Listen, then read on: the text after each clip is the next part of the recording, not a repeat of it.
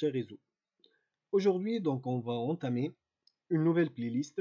Donc, comme vous le savez, plutôt comme il est présent ici, c'est Subassembly Composer. Donc, on va étudier maintenant, c'est-à-dire les différentes parties du Subassembly Composer à travers, bien sûr, plusieurs exercices que vous allez le trouver après.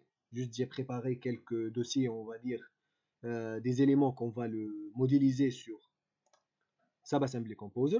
Mais cette vidéo, ou bien cette première vidéo, ça va être une introduction sur l'interface de Subassembly Composer. Donc, ce qu'on va faire aujourd'hui, c'est de discuter et de voir les fonctionnalités de cette interface-là. Donc, comme vous voyez ici, donc, sur Subassembly Composer, la fenêtre elle est divisée en 4. Si on va compter ça, c'est-à-dire donc en 5, c'est le Toolbox, le Flowchart, le Preview, Properties.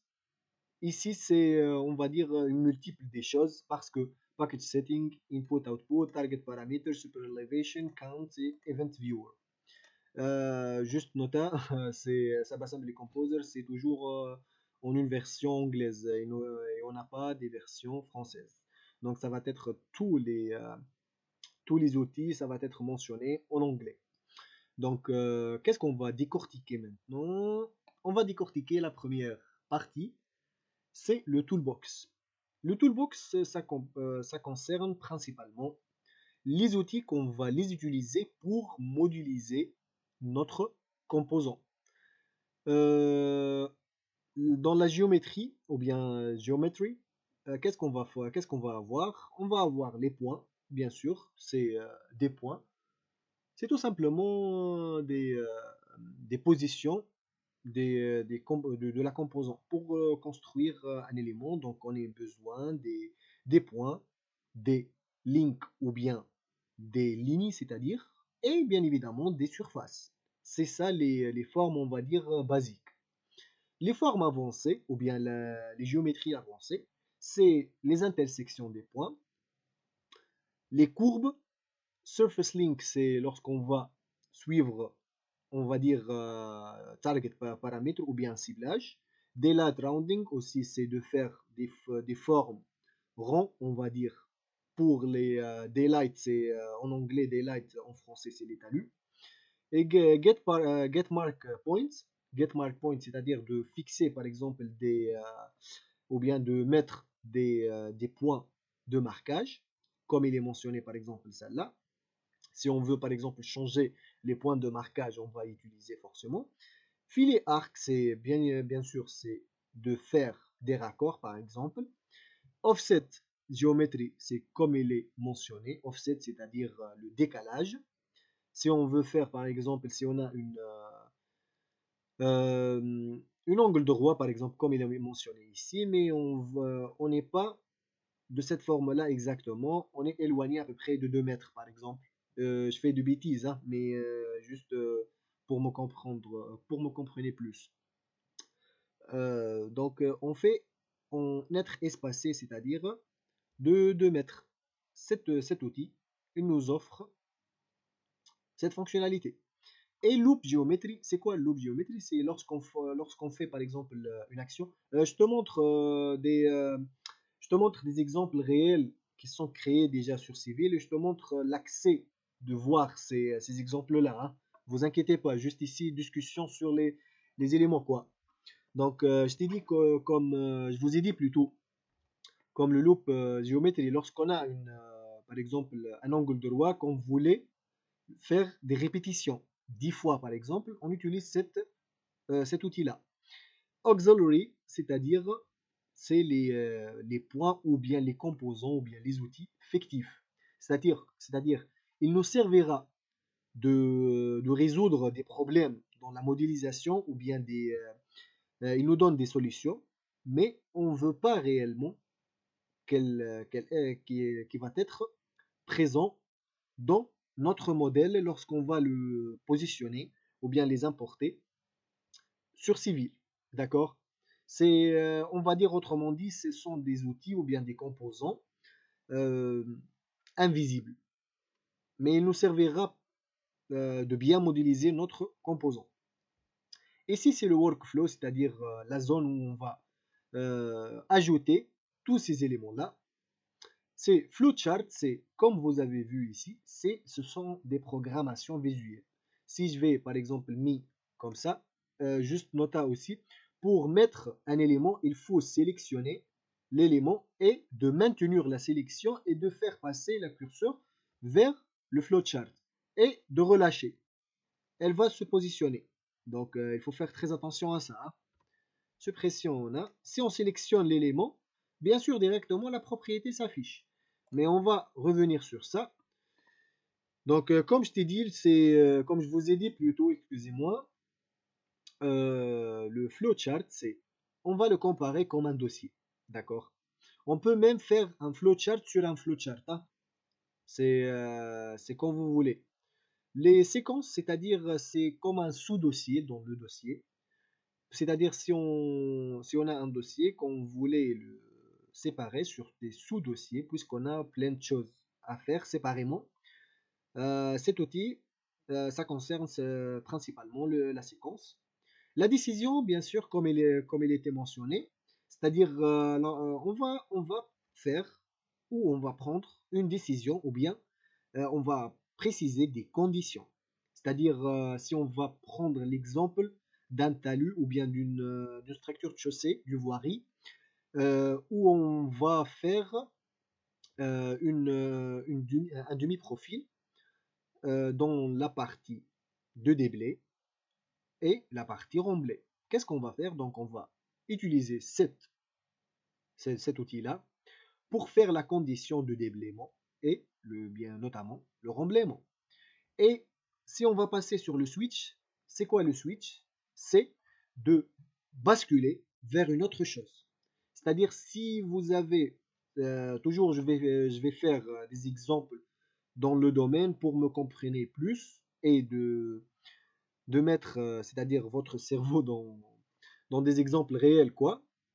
Donc pour la fonction switch, c'est lorsqu'on a par exemple des multiples décanalisations qu'on voulait le faire. Mais on voulait le programmer dans un seul fichier. D'accord? Si on veut faire par exemple une seule canalisation, bien espacée par rapport au marquage et tout. Et si on voulait changer cette seule simple canalisation en deux canalisations, ou bien en trois, ou bien en X canalisations, on va faire appel à cet outil-là. D'accord? C'est le switch qui nous servira de mettre plusieurs façons de créer l'élément. Et juste, il suffira de mentionner par exemple des appellations bien déterminées qu'on va le prendre ou bien on le met dans le flowchart, par exemple des lettres bien déterminées pour distinguer entre une canalisation ou bien deux ou bien trois ou bien X canalisations, d'accord? Donc c'est ça en gros pour le switch. Et pour le masculinus, c'est tout simplement des cotations. Ici c'est pour les trois, pour, pour définir des cotations bien claires ou bien déterminées dans le projet. C'est-à-dire lorsqu'on a un mur de soutènement, par exemple, on veut faire des variations par des cotations. On fait appel à ces outils-là. Cette mark point, c'est presque la même que le get mark point. Mais si vous voulez, par exemple, voir en détail de quoi il s'agit chacun de ces éléments-là, il suffit de taper directement F1 et vous allez tomber sur donc, le help de SABAssembly Composer. Si on va passer par exemple, déjà j'ai ouvrir ce fichier là pour que je puisse vous montrer ça. Si on va passer par le Get and Started, vous allez trouver des features et des benefits pour décrire, on va dire, le SABAssembly Composer en détail. Mais si on va se concentrer sur les éléments, on va passer sur Tool Reference et on va trouver le Toolbox. Vous trouverez donc les zones ou bien les rubriques, on va dire, de chaque partie. Par exemple, si on sélectionne géométrie, vous allez vous passer par des points, par exemple ici. Elle va te montrer c'est quoi le point et c'est quoi les spécifications qu'il travaille avec, etc. Par exemple, le link, ça va te donner plus de détails sur et même des exemples que je te montre juste maintenant. Lorsque vous voulez, par exemple, comprendre plus en détail et on un exemple réel du logiciel ou bien du CV du SAB Composer, juste il faut télécharger ce petit document que vous allez le trouver ici. Vous voyez, lorsqu'on ouvre le help, vous devez passer plutôt par Tool Reference, vous ouvrir plus et vous passez maintenant sur Simple PKT Files. Vous cliquez sur cette appellation, vous passez vers ce lien.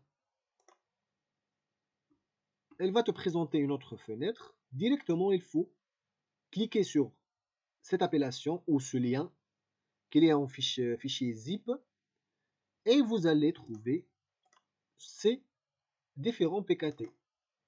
Vous voyez, presque chaque point ou bien chaque outil, vous allez trouver de quoi il s'agit exactement, hein, avec des exemples. Je te montre juste après. Par exemple, on va passer maintenant, et juste pour que je n'oublie pas le report message, c'est juste tout simplement lorsqu'on a des erreurs ou bien des avertissements, il va nous avertir et nous signaler plutôt. Ici pour le flowchart, c'est tout simplement c'est la programmation visuelle, on va dire. Si on va passer comme ça, vous allez trouver ces parties-là. Si on va pas faire passer le curseur, vous allez trouver qu'on a, on va dire, 3 entrées et une sortie. Vous voyez? Si on voulait changer, c'est-à-dire le flèche, on sélectionne le flèche et on clique sur la sortie et on va le passer jusqu'à voir la position de l'entrée, hein, et on le relâche. On va trouver qu'elle a changé, vous voyez. C'est simple ici. C'est pas du grand chose, hein. Si vous avez tombé sur plusieurs paramètres que vous avez utilisés et vous n'avez pas maintenant d'espace, vous pouvez élargir cet espace-là tout en cliquant sur cette icône en extrémité bas à droite et de faire passer de descendre en bas. Elle va te donner plus d'espace. D'accord? Qu'est-ce qu'on a encore? Si on sélectionne par exemple un élément, il va te présenter ses propriétés. Vous voyez, on a le point, number point comme il s'appelle, les codifications, si on va ajouter des codifications, les codifications, il va nous servira après pour distinguer les lignes caractéristiques de l'élément et pour distinguer aussi donc les profils en travers type qu'on l'ajoute dans le civil.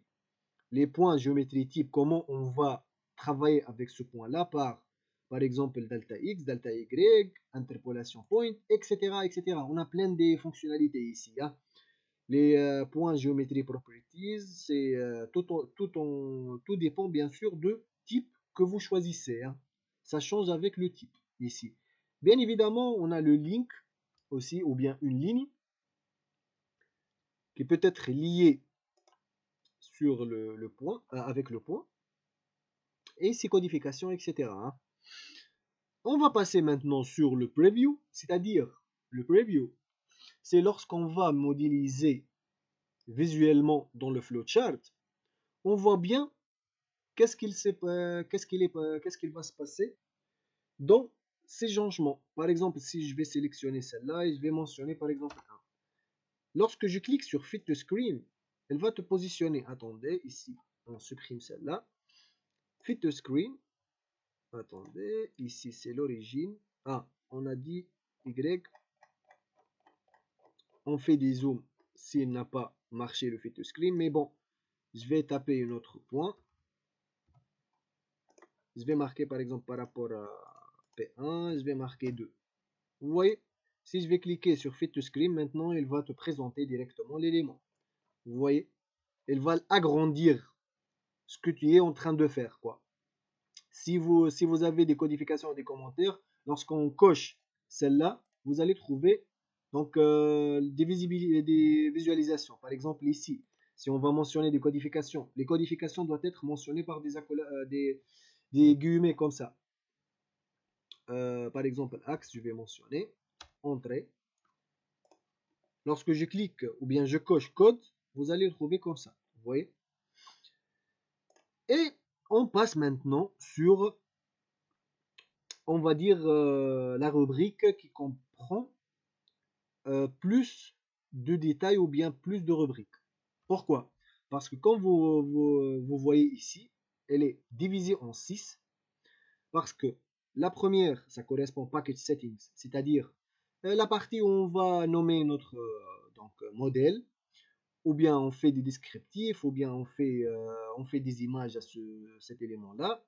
Ici, c'est le input ou bien le output, c'est-à-dire les données d'entrée qu'on va le paramétrer par le composant et qui va être présent dans la barre propriété de l'élément lors de l'utilisation de cet élément dans Civil 3D. Et vous allez me comprendre plus plutôt, me comprenez plus dans lorsque j'utilise des exemples concrets. Vous allez voir ça dans les vidéos prochaines. D'accord? Par exemple, ici, si on veut créer des éléments, juste il suffit de cliquer sur Create Parameter et il va ajouter en nous. Ici, c'est le site, c'est très important lorsque vous faites des modélisations en demi-profil. Il faut indiquer la direction, quoi. J'ai pensé en anglais le site. La direction. Est-ce que à gauche ou bien à droite? C'est très important de voir ça lorsque vous avez un profil qui est symétrique. D'accord?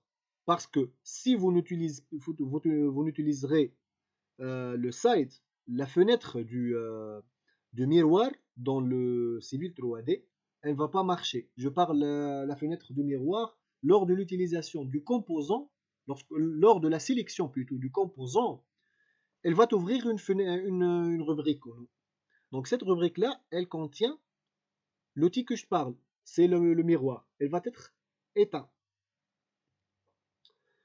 Si vous choisissez, c'est-à-dire le site ou bien la direction, par exemple à gauche ou bien à gauche ou bien à droite, elle va être donc allumée. D'accord? Ici, le type, on a plein de choses ici. Vous pouvez le voir donc plus en détail après.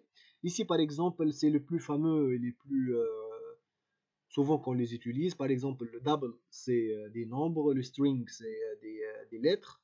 Le grade ou bien slope, c'est toujours les pentes et tout. Mais ici, ça diffère. Le slope, c'est des rapports. Le grade, c'est en pourcentage. C'est pas inversé. Ici, c'est le site, bien évidemment. Le superelevation ici, ça concerne bien sûr le superelevation en anglais. En français, c'est le divers. Slope direction, potential pivot. Potential pivot, c'est de voir, c'est-à-dire le pivotement lors de l'utilisation, on va dire, du divers, où on va faire le pivotement, c'est-à-dire on faire varier notre divers, dans quel point de notre projet, etc., etc. D'accord? Donc, pour le target parameters, ici, si on veut cibler des zones, et de la même façon, si vous voulez faire des ciblages, quel que soit, euh, on va dire horizontal ou bien vertical, si on va pas, c'est pas comme ça. Si on va parler sur, si on va parler, c'est-à-dire en vue en plan, le ciblage, ça va être longitudinalement ou bien transversalement. Si on clique sur Create Parameter, vous voyez déjà, il a créé un paramètre du ciblage. Mais ici, il va te donner trois spécifications par élévation, ou bien par des offsets, ou bien des surfaces. D'accord? Super Elevation, ça concerne principalement, comme je t'ai dit, comme je vous ai dit plus tôt, le divers par rapport à l'intérieur, par rapport à l'extérieur, par rapport aux accotements, par rapport aux chaussées, etc. D'accord? Le Kant, c'est la partie ferroviaire. Et l'Event Viewer, ça concerne si vous faites des bêtises, ou bien proprement on dit c'est des erreurs, vous allez trouver les explications ici de ces erreurs-là pour que vous pouvez corriger ces derniers. Qu'est-ce qu'on a encore? Oui, on a encore, ici c'est file, c'est bien évidemment le new open save as. Edit, on s'en fout. Ici c'est le view, c'est-à-dire la présentation de ces éléments-là. On veut déjà de visualiser tous les composants.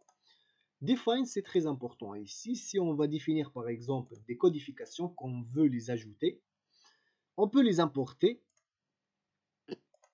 mais doit être du fichier CSV, c'est-à-dire Excel, ou bien de le créer, tout en cliquant sur Create New Code. Et vous tapez l'appellation ici. Et si vous voulez par exemple cette codification doit apparaître dans ces trois catégories par exemple dans le shape seulement, vous devez décocher les autres et ainsi de suite. D'accord? Donc c'est ça en gros pour l'interface. Mais maintenant juste je vous donne des exemples pour voir par exemple quelques fonctionnalités de Toolbox. Par exemple, File, Open. Non, juste je vais copier ce lien-là, le coller. Par exemple, on teste Curve Example. Je vais l'ouvrir. Vous allez trouver plein de choses ici. Vous voyez, Input, Output, il a mentionné par exemple des paramètres ici. On a dans des séquences. Vous voyez déjà ces séquences-là, elles sont indépendamment de l'autre. Comment on le visualise? Comme il est mentionné ici, double click to view. Double clic pour voir qu'est-ce qu'il a travaillé. Si on sélectionne ici, il est bien clair qu'il a bien positionné donc le modèle qu'on est en train de voir. Qu'est-ce qu'il a fait ici? Par exemple, center point, il a marqué un centre. Il a marqué donc des espaces bien présentés par rapport à ce qu'il est marqué. L'autre, c'est 10. Ici, il a faire, c'est-à-dire des liaisons entre le P1 et le P3 tout en passant par le P2. D'accord?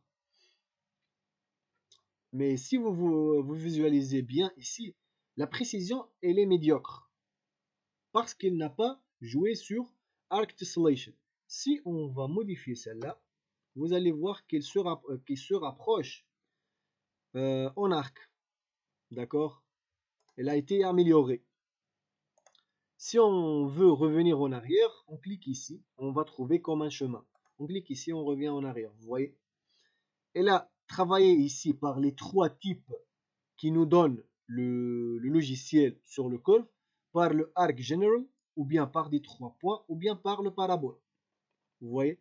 C'est ça, ça concerne le parabole. Celle-là, c'est 3 points. Et celle-là, ça concerne le général. Vous voyez? Si on ouvre une autre, par exemple, comme je t'ai dit, switch example. Vous voyez ici, juste, je dois me balancer. Je dézoome un peu donc. Vous voyez ici, il a travaillé sur le paramètre switch, mais il a travaillé sur la forme X, la forme circulaire, la forme triangulaire, la forme carré. Et qu'est-ce qu'il a fait? Si on ouvre ce séquence, on va trouver qu'il a créé plein de points. Il a fait varier par des appellations. Vous voyez ce critère, il a elle a mis plutôt un shape plus différent qui, qui donne la différenciation entre ces formes-là par des appellations. Comme il est mentionné ici, c'est string, c'est-à-dire des lettres par des appellations. Si on va taper par exemple square, elle va se changer directement en square. Vous voyez? Si on va le changer en x, elle va se changer en x. C'est ça. Donc la fonctionnalité du switch. Vous voyez? Elle est très intéressante. Hein. Si on va voir par exemple une dernière et on va quitter. Par exemple la décision, comme on l'a dit, comme on l'a discuté. Decision, cut or fill example. Vous allez trouver une décision ici.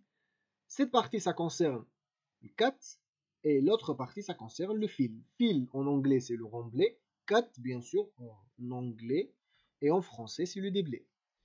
Et bien sûr, la décision, si on va parler de cut et fill ou bien déblai remblai, c'est toujours comparé ou bien ciblé par rapport à une surface. D'accord? Si on va sélectionner cette zone-là, vous voyez déjà qu'il a changé la forme ici. Si on augmente en haut, vous allez trouver des différenciations. Ici, on est dans le cas de déblai, puisque la surface elle est en haut, une autre forme de structure elle est en bas. Donc on va déblayer cette zone-là. Si on est en bas de comme ça, donc on est dans le cas de remblaiement, puisque l'élément il est en dessus, au-dessus plutôt de notre surface, donc on va remblayer cette zone-là pour le rattraper. Et ainsi de suite. Donc on a discuté en détail, on va dire, c'est presque en détail, on a vu toutes les fonctionnalités, tous les paramètres, toute l'interface en tout cas, hein. Mais je vous recommande de consulter donc les exemples qui nous offre Autodesk pour que vous puissiez comprendre en détail chaque fonctionnalité de ce toolbox. D'accord? Donc merci pour votre attention et n'oubliez pas toujours de faire abonner à ma chaîne parce que ça me servira de donner plus de contenu pour vous et de vous apprendre les deux. D'accord? Donc abonnez-vous et n'oubliez pas le like. Si vous avez des questions et des commentaires, n'oubliez pas de le mettre dans la case commentaire. Sinon, merci beaucoup pour votre attention et on se voit dans une autre vidéo.